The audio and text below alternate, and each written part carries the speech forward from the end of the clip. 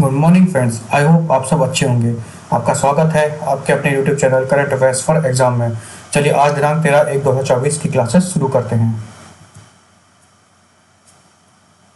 लाल Booker चींटियों से तैयार की गई काय चटनी किस राज्य से संबंधित है जिसे हाल ही में जीआई टैग मिला है? पश्चिम बंगाल, बिहार, उड़ीसा, मणिपुर। सही जवाब है उड़ीसा। हाल ही में लाल बुकर चींटियों से तैयार की गई काय चटनी को जीआई टैग मिला है। यह उड़ीसा से संबंधित है। यह उड़ीसा के मयूरभंज जिले से संबंधित है। लाल बुकर चींटियों का वैज्ञानिक नाम ओकोफिला स्मार्टडिग्ना है। यह चींटियां आमतौर पर मयूरभंज के जंगलों में पाई जाती हैं। चलिए अगले प्रश्न पर आते हैं। राष्ट्रीय कला महोत्सव का उद्घाटन किसने किया? श्री नरेंद्र तोमर, श्री मनसुख एन मालवीय, श्री धर्मेंद्र प्रधान या श्री अर्जुन मुंडा? सही जवाब है श्री धर्मेंद्र प्रधान। राष्ट्रीय कला महोत्सव का उद्घाटन श्री धर्मेंद्र प्रधान जी द्वारा किया गया। यह शिक्षा मंत्रालय के लिए की एक पहल है। चलिए अगले प्रश्न पर आते हैं। National women trafficking awareness day, राष्ट्रीय मानव तस्करी जागरूकता दिवस प्रतिवर्ष कब मनाया जाता है? 8 जनवरी, 9 जनवरी, 10 जनवरी, 11 जनवरी? सही जवाब है 11 जनवरी। राष्ट्रीय मानव तस्करी जागरूकता दिवस प्रतिवर्ष 11 जनवरी को मनाया जाता है। इस दिन का उद्देश्य मानव तस्करी पीड़ितों की स्थिति के बारे में जागरूकता को बढ़ाना, साथ ही उनके अधिकारों को बढ़ावा देना और उनकी सुरक्षा करना है। चलिए अगले प्रश्न पर आते हैं। आईआईटी मद्रास ने किस देश में नया कैंपस खोला है या खोलने की घोषणा की है? Australia, Sri Lanka, New Zealand, Vietnam? सही जवाब है श्रीलंका। हाल ही में आईआईटी मद्रास ने श्रीलंका के कैंडी शहर में नया कैंपस खोलने की घोषणा की है। इसकी घोषणा श्रीलंका के प्रेसिडेंट रणिल विक्रमसिंघे द्वारा उनके 2024 के बजट में भी की गई थी। चलिए प्रश्न पर आते हैं। निम्नलिखित में से कौन सा देश 2024 में यूनेस्को के विश्व धरोहर समिति की मेजबानी करेगा? भारत, यूएसए, फ्रांस, चीन? सही जवाब है भारत। भारत 2024 में यूनेस्को के विश्व धरोहर समिति के 46वें सत्र की अध्यक्षता और मेजबानी करेगा। यह वर्ल्ड हेरिटेज कन्वेंशन के लिए जिम्मेदार है। चलिए अगले प्रश्न पर आते हैं। भारत इलेक्ट्रिकल लिमिटेड का अभिज्ञान सभागार किस राज्य में स्थापित किया गया है?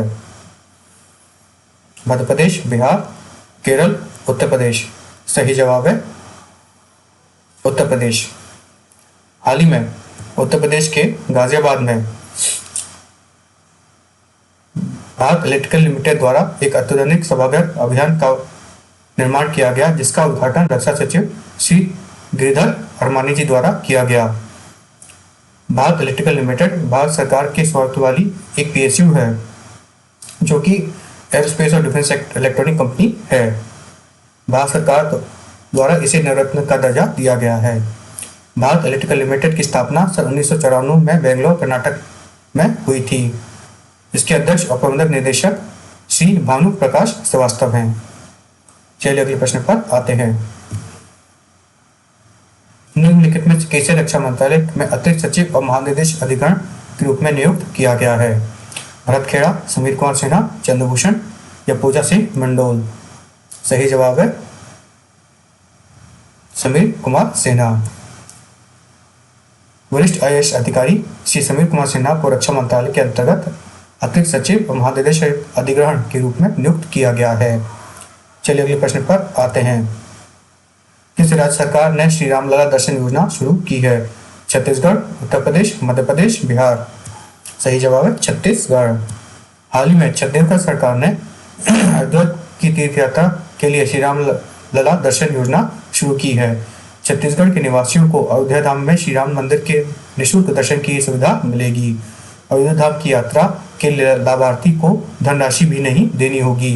भोजन, आवास जैसे सभी यात्रा व्यय छत्तीसगढ़ सरकार द्वारा वहन किए जाएंगे। चलिए अगले प्रश्न पर आते हैं।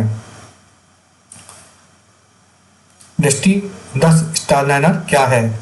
लड़ाकू विमान है, एक पनडुब्बी है, एक यूएवी मानव रहित हवाई वाहन है या एक राइफल है? सही जवाब है यह एक यूएवी है, मानव रहित हवाई वाहन। दृष्टि 10 स्टारलाइनर पहला स्वदेशी मध्यम ऊंचाई वाला एक